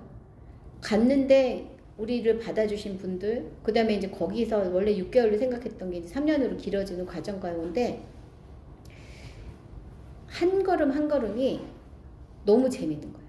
처음에는 멘붕, 막 돈도 다 뺏어가시고, 그래서 뭐 차를 팔아서 이제 이거 집세를 해야 되겠다. 그랬더니 건축 헌금 하고 가라. 하나님 그러시는 거예요. 그래서 안 들려 이랬어야 되는데 그것도 하고 가니까 가서 보니까 또 하나님 예비하신 차가 있었고, 그것들이 몇 번이 겹치니까요. 그 다음부터는 하나님 말씀만 하세요. 그냥 저는 바로 순종입니다. 진짜 너무 재밌는 거예요. 그 경험을 다 해보셨으면 좋겠어요. 물론 그렇다고 이게 제가 완전히 변화돼서 막 무엇이든지 말씀하세요. 이렇게 했다고 말하면 얼마나 좋겠어요. 근데 저도 헤매는 과정이 있었다니까요. 회심이 40대 있었다니까. 그때가 30대였거든요. 그 기간을 통과하면서 하나님이 우리에게 말씀하실 때 너무 선하신 얘기만 한다. 우리에게 가장 좋은 것만 인도하신다. 거기에 대한 확신은 있었지만 여전히 예수님을 내 삶의 주인으로 모시는 데는 주저하는 부분이 있었어요. 그럼에도 불구하고 하나님 신실하게 이끌어 주셨거든요. 그리고는 하나님 나라를 위해 사는 일이 얼마나 보람차고 행복한 일인지에 대해서 계속 보여주고 계세요. 이 세상에서 우리가 살면서 가장 손해 안 보는 일은 뭘까? 하나님 위해 사는 거예요. 그게 아까도 다시 말씀드려요. 선교지 나가라는 말 아닙니다. 선교지 아무나 가는 거 아니에요. 그래서 그렇게 가라는 뜻이 아니라 하나님의 말씀하시는 대로 그 뜻대로 살겠다. 이게 사실은 우리 인생 중에 가장 보람찬 일이라는 거예요. 그리고 우리가 그렇게 살 수 있는 날이 길어지는 게 너무 감사한 일인 거예요. 우리가 언제 죽는지 아세요? 언제 죽느냐? 우리 사명이 닿으면 죽어요. 사고 나서 죽는 거 아니에요. 그리고 사단이 우리를 이렇게 태코지에서 우리를 이렇게 생명을 가져간다고 생각하시는 분들 꽤 있는데 생명의 주관자는 하나님이에요. 태어나게 하고 죽게 하는 거는 하나님이 하시는 거예요. 그 사이에 우리가 하는 일은 하나님 나라를 위해서 하는 거거든요. 그걸 다시 말하면 그게 사명인 거예요. 사명이 다 되면 하나님이 오라고 하세요. 근데 이 사명을 감당하기 위해서 우리에게 매일매일을 허락해 주시는 거예요. 그렇게 따지면 오늘은 되게 중요한 날이에요. 왜냐하면 우리가 내일이 있는지 없는지 모르잖아요. 오늘이 우리에게 허락된 최선의 날이에요. 그러니까 오늘 하나님을 위해서 내가 최선을 다해 산다. 그것만큼 소중한 사명은 없는 거죠. 저희가 이제 아버지 일찍 돌아가셨다 했잖아요. 그래서 사람들은 다 아깝다 했어요. 72이면 너무 이르시잖아요. 요즘 나이로 하면 뭐 거의 청년인데. 근데 저희 아버지 돌아가실 때 하나님이 저한테 주신 그 한마디 말씀이 그거였거든요. 아버지한테 너무 수고했다. 그 말씀을 해주시고 그 말을 들으면서 제가 하나님의 구원에 대한 기준이 되게 낮으시구나. 그걸 확실히 알았어요. 예수님을 주로 고백하면 하나님 다 영접하세요. 그래서 그런 의미에서 그 구원의 기준이 되게 낮으세요. 그러나 또 하나는 뭐냐면 사명에 대한 말씀을 하시는 거예요. 아까 제가 말씀드렸던 거, 죽는 거 언제 죽냐? 사명이 닿으면 죽는 거야. 아버지는 이 땅에서 내가 맡긴 사명 다 했어. 그래서 이제 가는 거가 아무것도 아쉽지 않아. 그렇게 말씀을 하신 거거든요. 그러니까 제가 아버지가 돌아가시고 나서 아쉬운 게 하나도 없었어요. 그렇다면 아버지 인생도 그렇다면 우리 아버지 38년생이시거든요. 그러니까 인간적으로 보면 너무 아쉬운 나이예요. 그 일제시대 한국 전쟁 그 정말 힘든 시간을 다 견디고 이제 살만하실 때 돌아가신 거거든요. 그거 생각하면 인간적으로 너무 아쉽지만 하나님께서는 사명이 다 했다고 말씀하시니까 그럼 이건 완벽한 때지. 그런 생각이 들더라고요. 저희 아버지만 그렇겠어요? 모든 성도들이 그렇지. 모든 성도들에게도 하나님이 사명을 주셨고 그 사명을 다 마치면 오라고 하시는 거예요. 그러니까 우리가 지금 이 땅에 살면서 죽음을 두려워할 필요는 1도 없어요. 이 생명의 주관은 하나님이 하시는 거고 하나님은 이게 정말 1도 오차가 없는 분이세요. 하나님이 하시는 일은 완벽해요. 그 과정 가운데 지금 내 삶을 인도하고 계신데 그렇다면 이제 우리가 해야 될 일은 뭐 3가지로 정리할 수 있겠죠. 첫 번째는 매일 내 죽음을 확인하시는 거예요. 내 자아가 확실히 죽었는지. 하나님 얘가 또 살아나려고 하네요. 그러면 또 다시 나는 날마다 죽노라를 고백하시면 돼요. 나는 죽고 그리스도로 살겠습니다. 결단하는 게 매일 해야 될 일인 거죠. 그리고 2번째는 매일 삶 속에서 하나님과의 친밀함을 누리고 사는 거예요. 그냥 내 자아가 죽은 거로 끝나면 그런 인생만큼 슬픈 인생이 어디 있어요. 나는 죽고 예수 그리스도로 산다고 그랬잖아요. 예수 그리스도로 사는 거를 확인하시는 거예요. 예수님과 내가 친밀하게 지금 살고 있나. 내가 지금 당장 천국에 간다고 해도 이렇게 낯설지 않고 내가 하나님과 어떻게 영원히 살지? 이거 너무 힘들다. 이렇게 생각이 안 들도록 매일매일 예수님과 친밀하게 사는 거. 그리고 3번째는 매일 나에게 주어진 시간에 하나님의 나라를 위해 수고하고 애쓰고 그 일을 기뻐하는 거. 그 사명을 감당하는 거. 그게 우리가 해야 될 일이라는 거예요. 그러니까 성도로서 이 눈이 열려야 우리에게 주어진 모든 시간이 의미 충만해져요. 안 그러면 너무 힘들어. 빨리 하나님 나는 천국에 좀 데려가시지. 이렇게 놔두시나요? 이런 기도를 하게 돼요. 근데 이거 진짜 되게 슬픈 기도인 거예요. 그거는 이런 기도 역들이 하시면 안 돼요. 내가 지금 나에게 주어진 날은 천국뿐만이 아니라 다가올 하나님 나라에서 하나님 앞에 섰을 때, 예수 그리스도 앞에 섰을 때 내가 하나님 주신 사명 잘 감당하고 왔어요 라고 할 수 있도록 기회를 주신 거라는 걸 망각했을 때 그런 얘기를 할 수 있는 겁니다. 이런 하나님 나라에 대한 소망은 그래서 미래를 위한 게 아니에요. 그 심판날을 위한 거, 그리고 내가 죽음을 위한 그 날 때문에 지금 하나님 나라에 대한 소망을 갖게 하는 게 아니에요. 그날은 그냥 결과일 뿐이고 사실은 오늘을 위해서 하나님이 이 소망을 우리에게 갖게 하시는 거예요. 지금을 내가 어떻게 살아야 하나. 내일이 없을 수도 있어요. 그럼 오늘이 우리 인생의 마지막 날이겠죠. 그러면 오늘 하나님 나라를 위해서 예비하는 그 노력을 하며 살았다면 그것으로 너무 충분해요. 하루하루 그렇게 살다 보면 우리가 하나님 나라에 하나님을 만나는 그 자리에 있게 되겠죠. 하나님과 매일 행복하게 걷다가 나는 죽고 예수님으로 사는 것이 나의 실제가 되고 예수님과 매일 행복하게 잘 살다가 어느 날 하나님이 주신 사명이 다 돼서 이제 나한테 와라 라고 말씀하셨을 때 하나님 앞에 가서 후회가 없다면 그것만큼 행복한 인생은 없을 거예요. 성경을 읽을 때 바로 이 관점으로 성경을 읽으셔야 돼요. 그래야 성경 말씀들이 생생하게 달아와요. 이미와 아직을 얘기했죠. 구원은 이미 시작되었고 아직 마무리되지 않았어요. 그러나 이미 시작된 그 구원은 우리 안에서 이루어지고 있고요.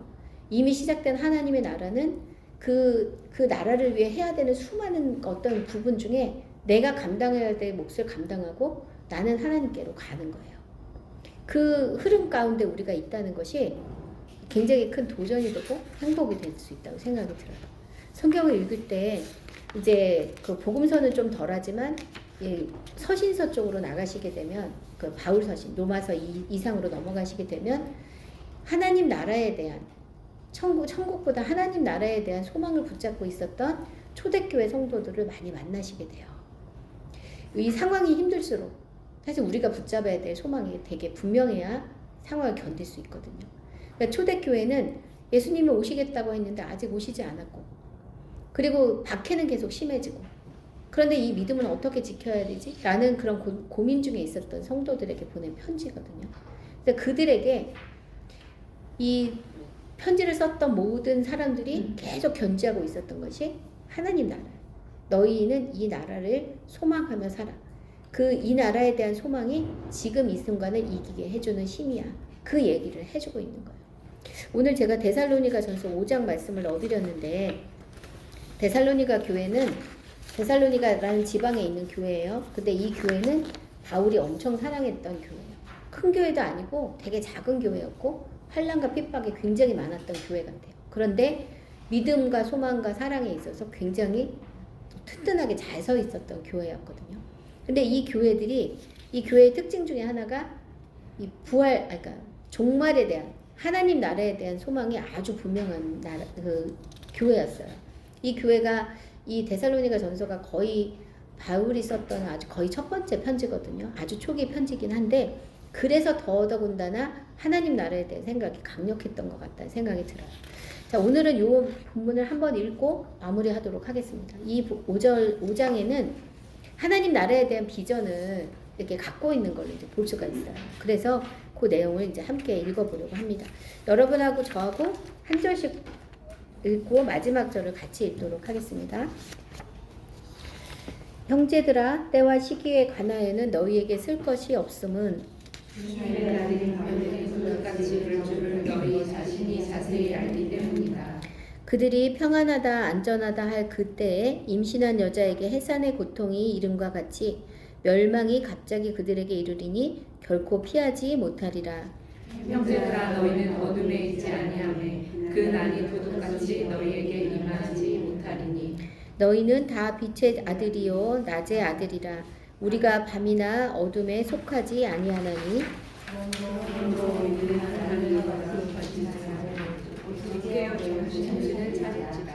자는 자들은 밤에 자고 취하는 자들은 밤에 취하되 낮에 속하였으니 정신을 차리고 믿음과 사랑의 후신형으로 붙이고 구원의 소망의 투구를 쓰자. 하나님이 우리를 세우심은 노하심에 이르게 하심이 아니요 오직 우리 주 예수 그리스도로 말미암아 구원을 받게 하심이라. 예수께서 우리를 위하여 죽으사 우리로 하여금 깨어있든지 자든지 자기와 함께 살게 하려 하셨느니라. 그러므로 피차 권면하고 서로 덕을 세우기를 너희가 하는 것 같이 하라. 형제들아, 우리가 너희에게 구하노니 너희 가운데서 수고하고 주 안에서 너희를 다스리며 권하는 자들을 너희가 알고 그들의 역사로 말미암아 사랑 안에서 가장 귀히 여기며 너희끼리 화목하라. 또 형제들아, 너희를 권면하노니 게으른 자를 권면하며 마음이 약한 자들을 격려하고 힘이 없는 자들을 붙들어주며 모든 사람에게 오래 참으라. 삼가 누가 누구에게든지 악으로 악을 갚지 말게 하고 서로 대하든지 모든 사람을 대하든지 항상 선을 따르라. 항상 기뻐하라. 쉬지 말고 기도하라. 범사에 감사하라.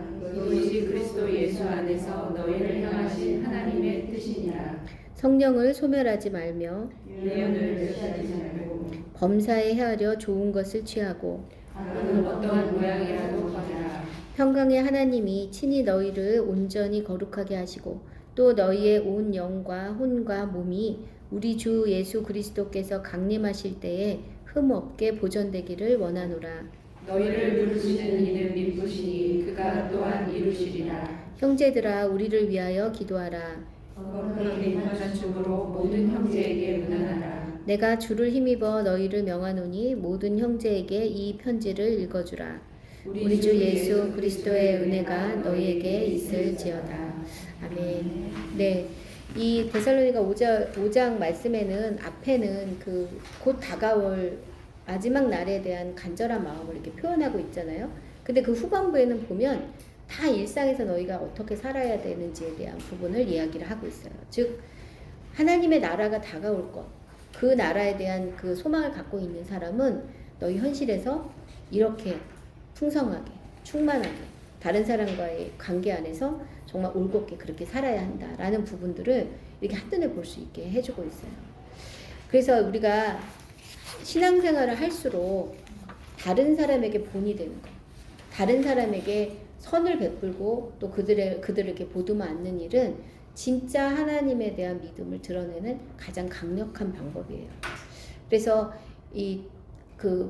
이단들 중에 하나님의 나라가 온다 그래서 이렇게 모여서 기다리고 있다가 흰 옷 입고 있다가 또 안 나가서 이렇게 창피한 두려움 이렇게 좀 부끄러움을 당하고 하는 그런 부분들은 하나님께서 말씀하시는 그 하나님 나라에 대한 이미 그 뜻을 제대로 이해하지 못했기 때문인 거예요. 그 나라를 견지하는 분들은 언제 오실지 모르기 때문에 매일을 주님과 함께 거룩하게 정결하게 또 다른 사람과 연합하는 것을 놓치지 않으면서 살아가는 사람이라는 거예요. 그래서 하나님 너무 어려워요 라고 말할 수 있어요. 우리 힘으로는 못해요. 그러니까 예수님이 왕좌에 앉아서 내가 하는 대로 이끌어 줄 테니까 너는 순종해 라고 얘기를 하고 계신 거죠. 해보면 그렇게 어렵지 않아요. 내가 내 삶의 주인 되는 것보다 훨씬 좋아요. 제가 장담할 수 있어요. 세상에 많은 사람들이 예수를 믿고 인생이 바뀐 이유가 진짜 좋은 주인을 만났다는 것을 알았기 때문이거든요. 우리도 이미 그래요. 근데 그것을 좀 더 확실하게 반응하실 수 있도록 아마 이런 시간을 저에게 허락해 주신 게 아닐까라고 생각이 듭니다. 네, 하나님의 나라는 버거운 짐이 아니라 우리에게 큰 상급이라는 것. 그리고 그것 때문에 지금 나에게 주어진 일상이 얼마나 소중한 것인지를 잊지 마시라는 것을 좀 나눠드리고 싶었어요. 네, 우리 같이 기도하고 그럼 마치도록 하겠습니다. 질문은 이후에 하셔도 됩니다. 참 좋으신 하나님, 정말 감사합니다. 하나님께서 우리에게 주시는 성경, 또 그것을 어떤 눈으로 읽어야 할지, 또 어떤 마음으로 읽어야 할지를 우리 4주 동안 함께 돌아보고 또 우리 스스로를 또 살펴보는 시간을 가졌습니다. 오늘 특별히 마지막 시간으로 하나님의 나라에 대해서 또 우리의 죽음에 대해서 함께 나누게 되었습니다. 우리 신앙에 있어서 가장 기본적인 부분인데 저희가 간과하고 지난 것들이 있다면 하나님 오늘 말씀으로 다시 한번 깨우치게 해주시고 그 말씀이 우리의 인생에 정말 중요한 흔적이 될 수 있도록 인도해 주시기를 간절히 소원합니다. 이제 주의 말씀을 읽을 때마다 어떤 관점으로 주님 앞에 나가야 할지를 주님 더 분명히 붙잡을 수 있도록 인도해 주시고 성경을 읽고 그 말씀으로 배우는 것이 너무나 기쁜 그런 시간이 될 수 있도록 축복합니다. 매 걸음마다 주님과 함께하게 하시고 또 나의 죽음과 함께 주님이 나와 동행하시며 또 영원한 나라를 위해 사명을 주시는 분이심을 더 깊이 누리고 감사하는 그런 귀한 시간이 될 수 있도록 인도하여 주옵소서. 다시 만날 때는 주님의 기쁨을 마음에 가득 담고 정말 간증이 넘치는 그런 만남이 될 수 있도록 인도하여 주옵소서. 여기까지 인도하신 주님을 찬양하고 기뻐하며 예수 그리스도의 이름으로 기도드렸습니다. 아멘. 감사합니다.